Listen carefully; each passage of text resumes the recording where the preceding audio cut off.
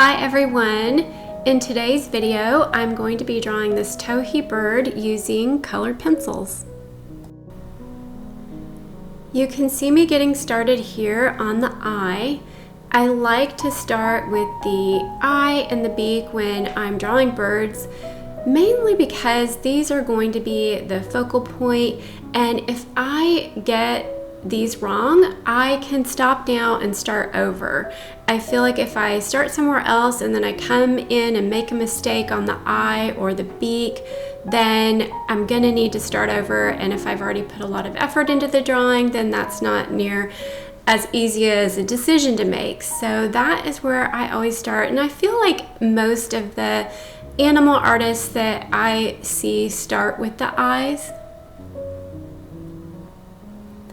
I was using Prismacolor and polychromos mainly in this drawing, but I also used some Derwent Lightfast pencils, and I used one Derwent drawing pencil and I believe some Holbein grays.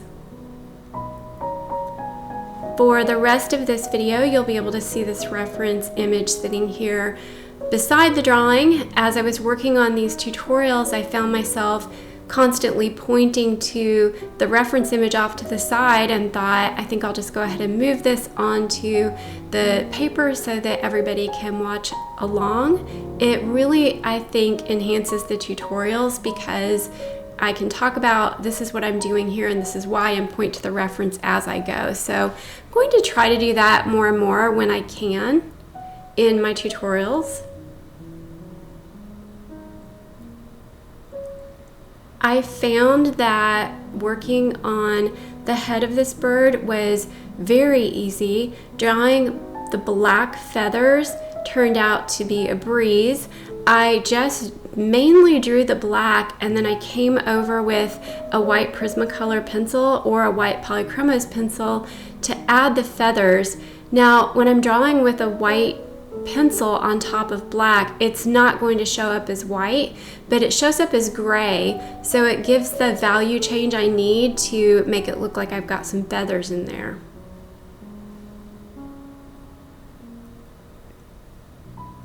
For the orange feathers, you can see I used sienna and sandstone from Derwent Lightfast, but I feel like any burnt orange color from any brand would work in those areas. So I did find drawing the white feathers to be more difficult than drawing the black, which isn't surprising. I ended up relying pretty heavily on my Posca paint pen. Really like these bright white Posca paint pens, and if you followed along with my channel, you might have seen me use these in the past. I've used them for years, but I think I used the Posca paint pen more extensively in this drawing than I ever have before. It allowed me to create those really bright highlights in the feathers.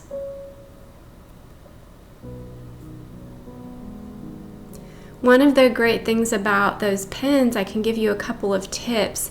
If you use the Posca paint pen and then you let it dry, sometimes you'll notice that the markings you get, even with the finest tip, can be too wide or not as refined as you might want them to be.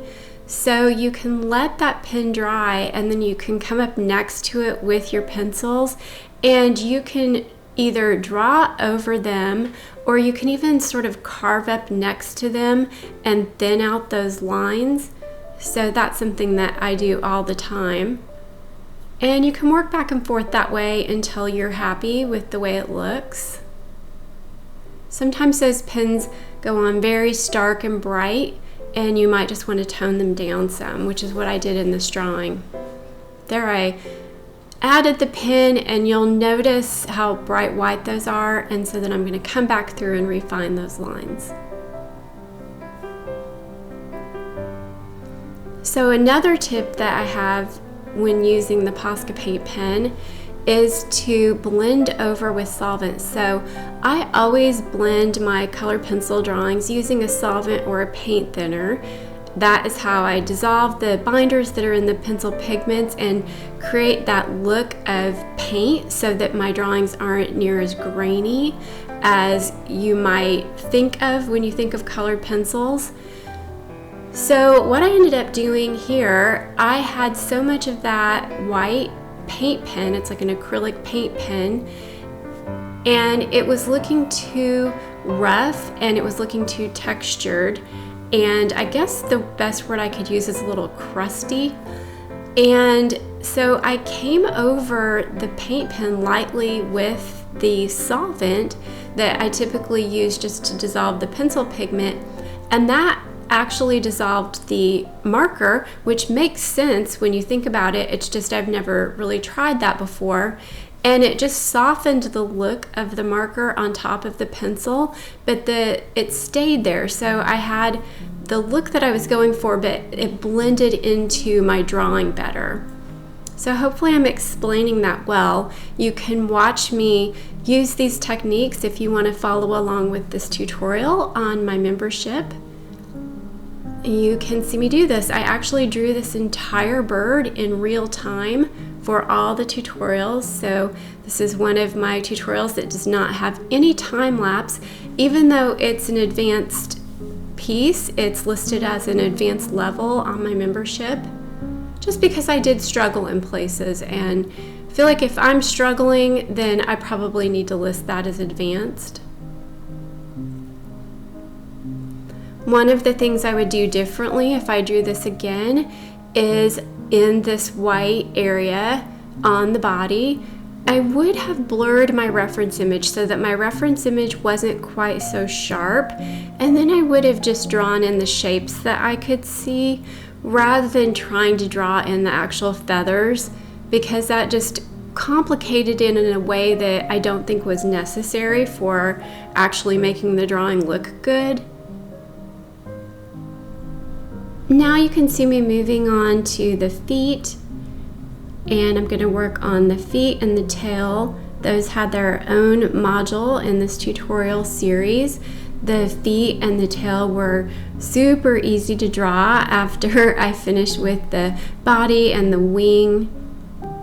I did bring in a couple of new colors into the tail, particularly the peach beige, which was a color that I ended up bringing up into the branch.